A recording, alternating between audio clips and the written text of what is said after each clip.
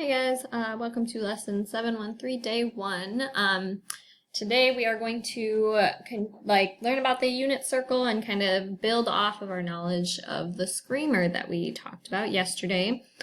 So we're going to learn about reference angles and understand connections between unit circle and the sine graph, and then also solve certain kinds of problems using the unit circle. So first of all, what even is the unit circle?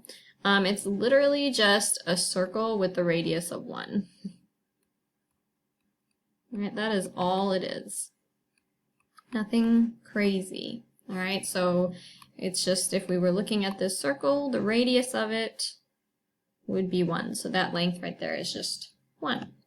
And that's exactly why we changed the radius of the screamer from 100 feet to 1 foot, just to make our lives easier and make the screamer be completely representative of the unit circle itself. So let's take a look at how we can use this unit circle to solve certain kinds of problems.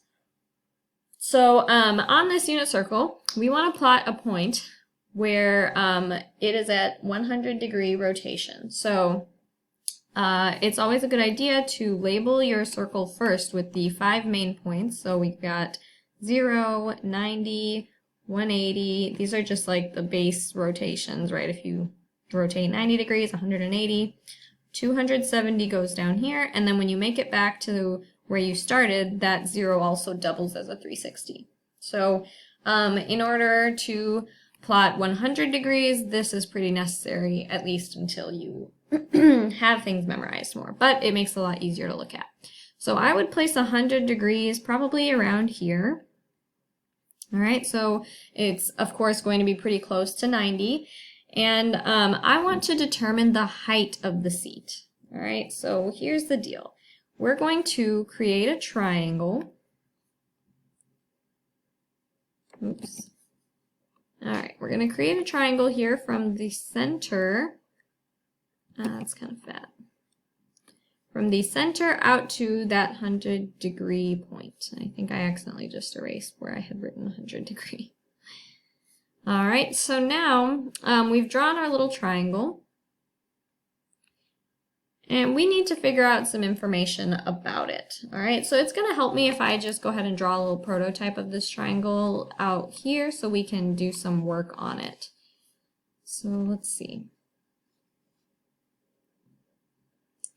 So we know a couple of things about this 100-degree rotation triangle, right? We know that the hypotenuse is going to be 1 because the radius of the circle is 1, and as you can see on our diagram, that hypotenuse is a radius, right? It's just a segment from the center to the edge, which qualifies as a radius.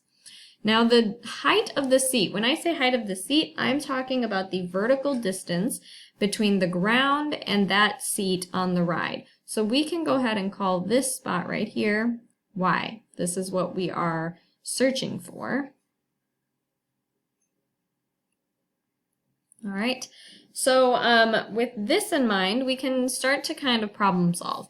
We know that this angle is a 100-degree rotation, right? So from here to here, we know that you would have traveled 100 degrees.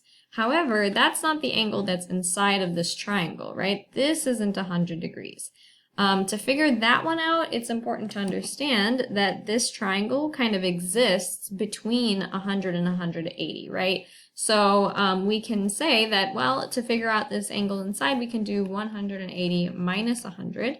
If you get the distance between there, that'll give you your angle inside of the triangle. So that gives us an angle of 80 degrees. And so keeping that in mind, we can put that in our little triangle. Okay, so now we can use SOHCAHTOA. Recall that sine deals with, well, I just gave it away and I'm not going to restart recording. So we can go ahead and label our triangle, and we know that Y is the farthest away from 80. So it's going to be our O. 1 is the hypotenuse. We already know that. And because we're dealing with O and H, if you guys remember from our SOHCAHTOA,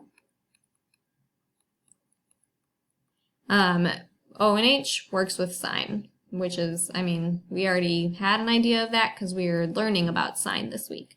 So that tells me that I can figure out what this y is using sine.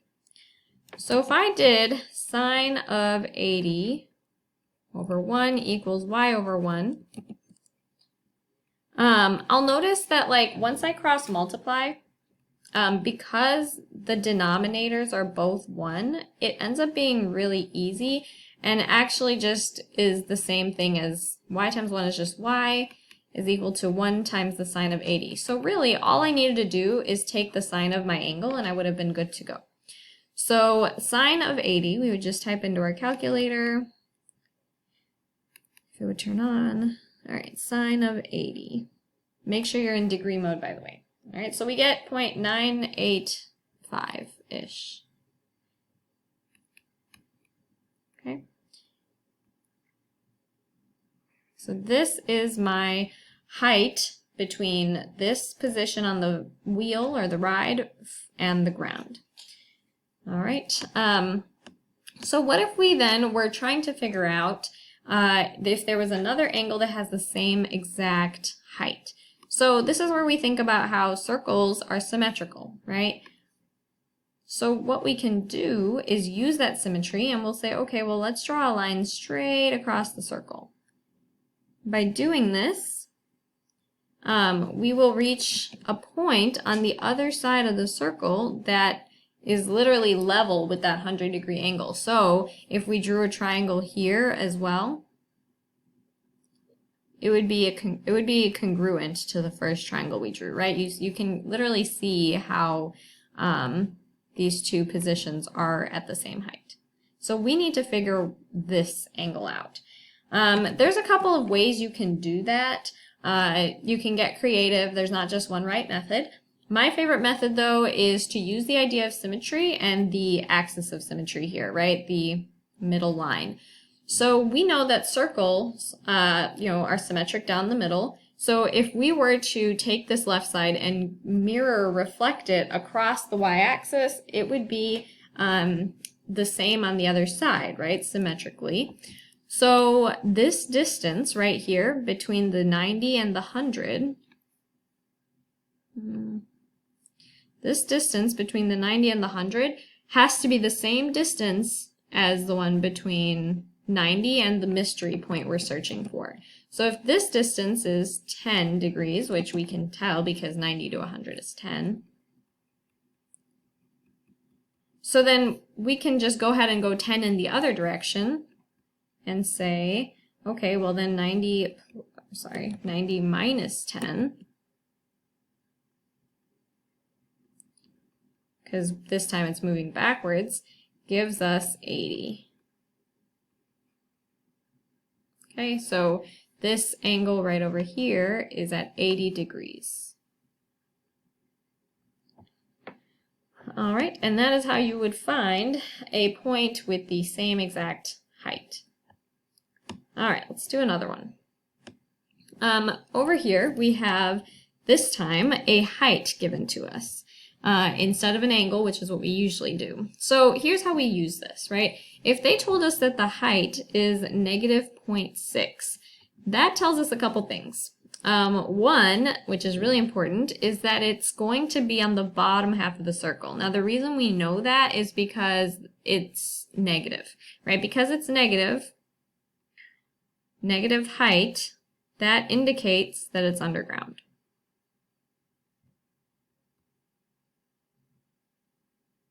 All right, so now that I know that, I can say, well, all right, that means I'm going to go ahead and place my point down here somewhere. Now, of course, I like to go ahead and label my unit circle first, so let's just take care of that right now. And then we can start plotting our points. So let's see. Negative 0.6 height, that means I would put it like probably around here. You could put it on this side too, it doesn't matter. This is just what I'm gonna call a negative 0.6 height. As long as it's under the circle, you're okay. So let's just work with that then. Let's make a line, make our triangle, and label what we know. And I'll go ahead and draw my little prototype here. Okay, so we know that the hypotenuse is 1, of course. We also know that the height is negative 0.6. So here's the deal with that. The negative sign helped us know where, like, which part of the circle we were on, whether we were on the top half or the bottom half. And so we're just going to go ahead and use the regular 0.6. I'm going to disregard the negative sign because I'm literally working with lengths here. I don't care about the negative sign at this time. All right, but I do want to know what the angle is. So here's the thing, there's two different angles we're going to be working with then. What we want to know is this angle, right? From here all the way to here, we want to know that angle of rotation. However, in order to find that, we're going to need to figure out what this one triangle angle is, right? So we need to find this. We'll call it theta. That's the variable we use for angles. So now we can use SOHCAHTOA again, and remembering that this is opposite and this is hypotenuse, of course we're going to use sine. Hopefully you guys remember from when we did the trig review at the start of this unit that when we are finding angles, we have to use inverse trig, right? So all we have to do here is do sine inverse, let's write a little higher, sine inverse of my O over H. So 0.6 over 1. Okay, and I guess I can even write it like this. So sine inverse of 0.6 over 1. And let's go ahead and type that in our calculator. So you got to press second sine to get the inverse, and then 0.6 over 1. You can also just type 0.6, it's the same. All right, so we get 36.87. So here's the thing, you might get really excited and think you're done at that point, but you're not, right? We know then that this angle is 36.87.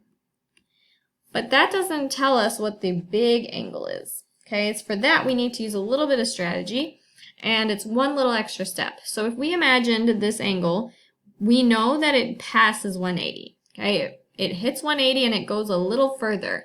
That distance that we traveled past 180 is the 36.87. So in order to find the big angle of rotation, all we have to do is add 180 and 36.87. And that will give us our final actual big angle of rotation. So 180 plus 36.87.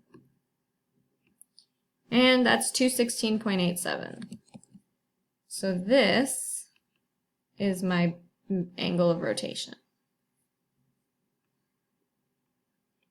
All right, and once again, to find if there is an angle that has the same height, just like we did in the last problem, we're going to go ahead and just draw a straight line across so that we can utilize the symmetry property of circles.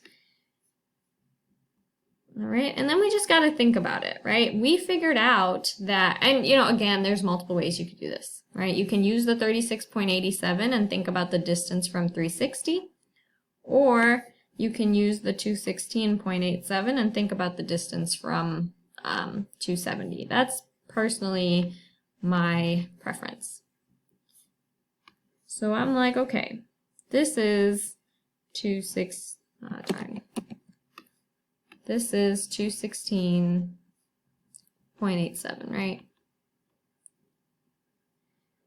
So if this is 216.87, I'm like, okay, well, this distance here would be whatever the difference is. So 270 minus 216.87.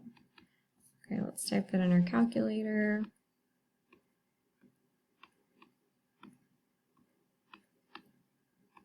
And we get 53.13. So if this distance is 53.13, okay, we need this distance to also be 53.13 to find this angle.